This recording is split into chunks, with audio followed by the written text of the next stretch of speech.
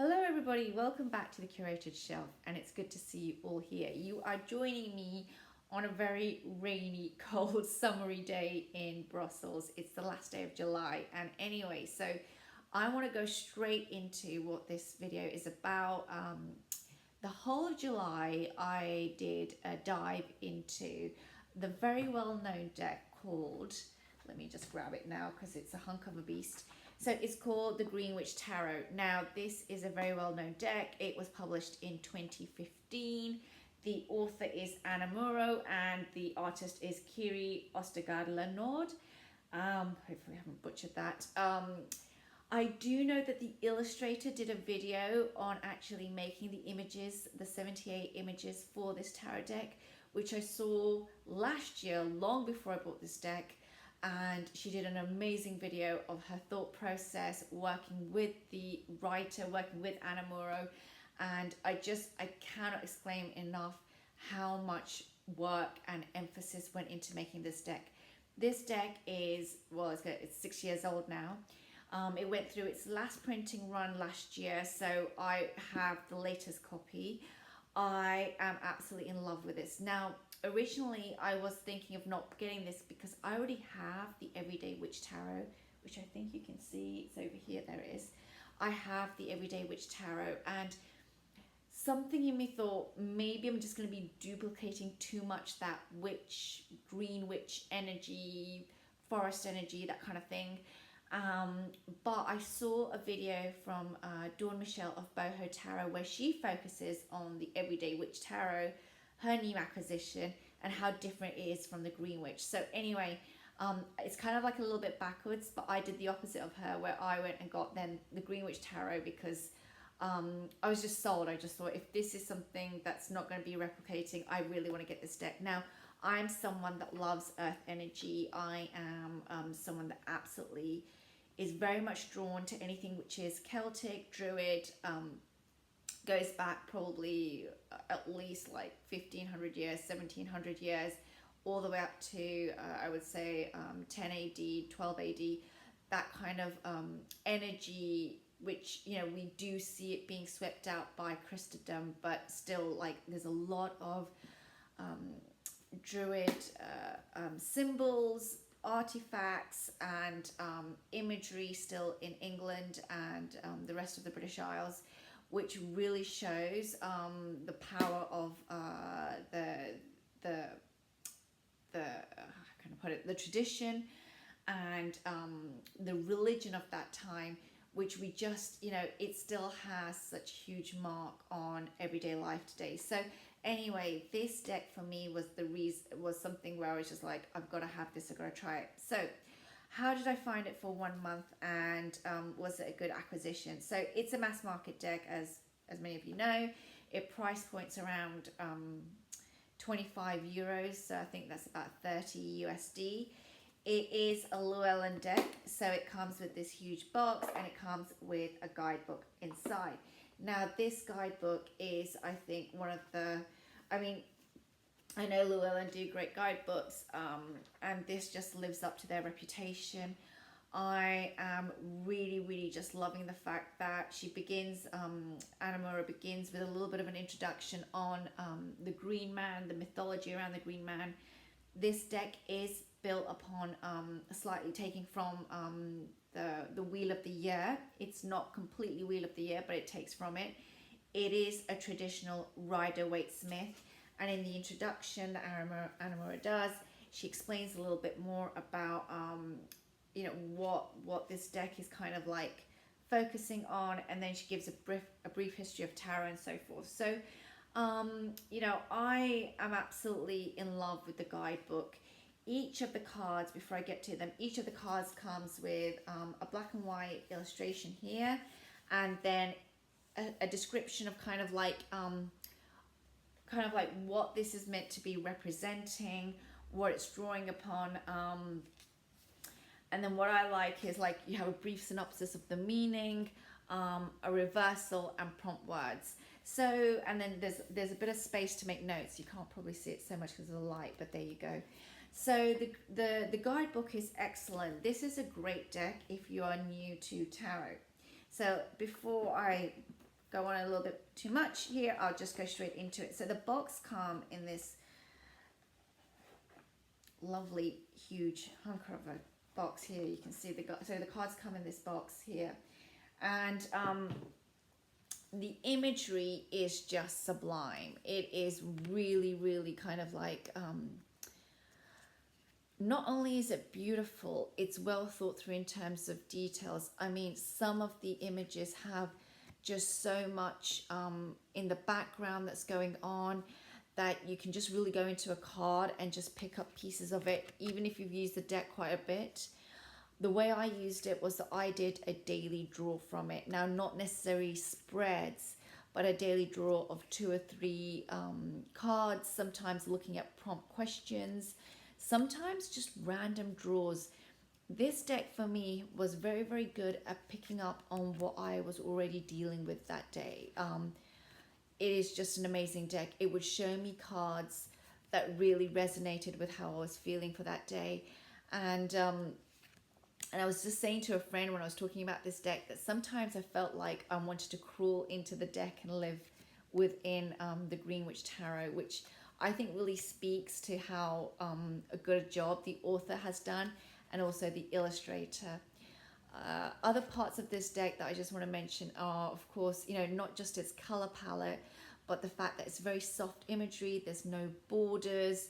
I think it's very friendly. So it's really the kind of deck where if you want to have a very calming, soothing energy that feels homely, it will do that.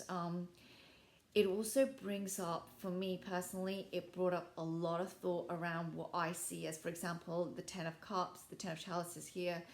When I first pulled up this card, it was really deep, the feeling that I got of what it means to have a family, what it means to be a partner, be a wife, have children, that kind of thing. So for me, the card is just amazing in terms of going through generations. For example, here you'll see cards which go from like children all the way into elderly people. So it crosses so many generations. So it crosses mother, maiden, crone. It does the same for the masculine energy. And I just really like it. You know, it goes from cards with absolutely no human interaction all the way to groups and so forth, families, death and so forth, you know, letting go of something. And I just really fell in love with this deck. The other part of it that I just wanted to mention was that Anna Mura does a fantastic job of, in each of her guidebook descriptions, talking about the animal that's appearing in the card and the herbs that go with it. So this deck is so well thought through. It's not just a pretty picture. She really talks about whether or not she's used lavender in the card for that specific card, or perhaps it's heather, or perhaps it's wheat bark, or perhaps it's you know, are we looking at the energy of a bird of prey? Are we looking at the energy of, let's say here, I think that's a woodpecker here. So, you know, and what that means for that card. So she doesn't just add in a herb or an animal, but the resonance of that in terms of the theme of that card. So I just think it's such a well thought through deck. The oracle cards that I paired with this one I used Wisdom of the Trees Oracle. Now this is one by Jane Suthers, and I really, really love this deck. It's another mass market deck, priced in around €15, and it comes in this box, and the cards are just, again, exquisite and beautiful. You can see here, you know, we've got the olive, we've got the horseradish, horse chestnut, sorry, we've got the yew. So it's just an absolutely sublime, beautiful deck. I love the borders of this. I wouldn't recommend chopping them off, to be quite honest. And the imagery here just goes so well with the Green Witch. It's just got those beautiful, calming, soothing colors. Sorry if that's blowing it out. I think it's my lighting. I might just switch off that if you just give me a moment. I need to switch that off. That might help. Yeah, that does. So you can see here that the actual images have been just done so well in terms of their detail and just a very simple description below of the tree. Now, I wanted to just quickly show the guidebook to this deck because I think that is one of the best guidebooks I've seen so far. What you have is that for each of the shrubs or trees, you have here a message. You also get then what the tree is about and the historical context of the tree, where you would find it geographically in the word. You then get an upright meaning and a reversed meaning. And I just think it's so well thought through. The cards are very much covering many different types of many different areas of the world as well. So we're not just looking at Celtic plants and trees. We're looking at plants and trees you would find in Asia, you would find in the Far East, and you would find in of course in Europe, in Africa. So it's really covering many continents, and I think that's one of the beauties of this deck. It's so versatile, and it pairs very, very well with the Green Witch. I mean, I was really blown away at how lovely the images looked whenever I was whenever I was pulling from both of these decks together. So it really is a very, very well done plant oracle, tree oracle. The other deck that I thought was very helpful to use with the Green Witch Tarot was, here it is, the Druid Animal Oracle deck. Now, I bought this to go with my Druid Craft because I love Druid Craft. You know, it's my soul deck. But this Animal Oracle is a gem, and I don't think many people still use it enough. Now, the card size are huge, so let's be prepared. It's one of those decks where if you really want to shuffle it, you have to put it on the ground and just like mix it up with your hands. Is the only way I can say. But the actual cards themselves are just gorgeous. I mean, this is Will Worthington's art. The narrator is the writer is it is Phil and Stephanie Carr-Gom, the same people who did Druidcraft. The illustrator is Will Worthington. Hands down, he is my favorite illustrator, I think, of all time. And I love this deck. I just love the power and the energy. The animals, even though very clearly this is these are paintings, the animals have so much movement in them that I'm completely and utterly blown away. And the details of the cards is just exquisite.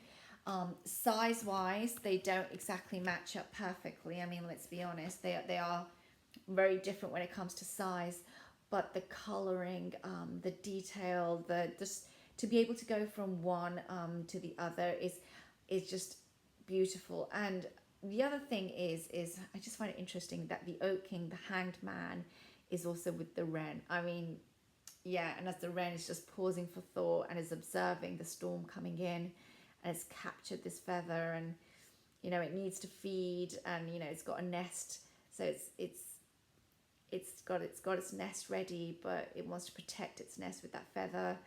And you know, here we have the Hangman, and it's about taking perspective. Just really, really resonates so well together. And one of the things about Phil Carr-Gom and Stephanie Carr-Gom, I absolutely love their guidebooks. I don't think enough is said about their guidebooks. I think everybody looks at Will Worthington's art, which is of course exquisite, let's all be honest. But their guidebooks, I mean, the meaning, and then we have, of course, the reverse meaning. They are very, very powerful. And I also find that they pull a punch. I think I might actually just do a whole video, if anybody's interested, on my Will Worthington decks and their guidebooks, because they're just so well written by, you know, the ones by Phil and Stephanie Gom. I'm pretty sure with Will Worthington's art, the other authors are just just as good. And I know we all focus on the art because the art is just I mean, like, let's have a look at it again. The art is just absolutely stunning. I mean, you know, these are the kind of cards where we can pair them with a tarot deck, but you can easily pull this out at night and just use this as, like, you know, a nighttime pull of a card. These are also amazing cards if you want to do like a card of the week. So just to place it on your altar and it's just there throughout the whole week as kind of like the background energy. These cards are just, they're because they're so large, but also they're so beautiful. They work really, really well. And, you know, I am again just, yeah, I mean, I've kind of like used this deck now all year round. I was using it last winter, and now, you know, we're into midsummer and it's still going for me. It is a workhorse, as I always say about, I say that about the Druidcraft as well. But yeah, I cannot say enough about this deck. And it just went so well with the Greenwich Tarot. So coming back to the Greenwich Tarot, which is what really this review was about originally. But one of the things that I just want to mention about this deck is it's a deck where it's going to go with a lot of earthbound oracles.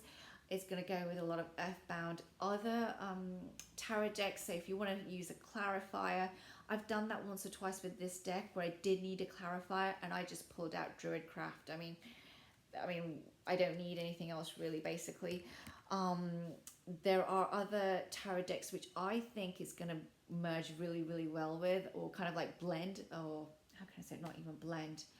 It will bounce off other tarot decks really well, Llewellyn decks, and I think that that's something that I want to do in the future, is to really start to see how I can mix the elements using different tarot decks, which is something I'm working on. So I am just completely and utterly amazed by this deck. If you don't already have it, you know, add it to your collection. There's nothing else I can really say. I'm just checking my notes to make sure that I've covered everything that I need to. I think this is also a great deck if you want to do spells. I'm not someone that does spells so much, but I do like the idea of using this deck given its versatility. So yeah, so I hope this covers my review really well in terms of the Greenwich Tarot. Just quickly to note before I forget, what did I do with the deck? So I did morning pulls, as I already mentioned. The other thing that I did with this deck, let me just make sure I've got enough cards here. The other thing I did with this deck was I also did kind of like journal prompts. So as I was like working through this deck, I also used, I'll just grab the book here. Here it is. I used this book called Journaling the Tarot. Now this is like a little book that you can get from Amazon or Book Depository, and what it just does is it gives you journaling prompts on a card. So for example, if I've pulled the King of Wands, it says something like, you know, what have you created? What is next? Or what are you currently an example of? Ideally, what would you like to be an example of? Or for example, if I've pulled, you know, let's say I pulled something like the Hermit, it'll ask me things such as like, you know, as a child, who was your favorite teacher and why? Or what journey do you need to take and why? So it has these wonderful questions, very simple, very straightforward. And sometimes I didn't really want to do a spread that day or some kind of like divinatory reading as such. I'm someone that likes to have a breather between my readings and my using the tarot even for personal development. And so sometimes just taking one of the prompt questions and writing some bullets in my notebook was enough for me, and I might come back in the evening and add more if I wanted to. So I just wanted to say that, you know, that it can be really, really simple. But what it did was it helped me to get to know the deck better, and it helped me to relate to the deck a lot better as well. So, you know, if this is something that you've been considering, I think a lot of people have it these days. There's so many reviews. But if you're new to tarot, if you're thinking, you know, I want to spend that money or not, I just wholeheartedly recommend it, and no regrets. It is Llewellyn cards, so the card quality is not going to be always up to everybody's everybody's wishes, but for me it was great. I have no qualms about the card quality. I think it will last enough for me. Very easy to shuffle, not too big either. So yep, so this is my review of the Green Witch Tarot. Thank you for joining me today, and I hope to see you next week.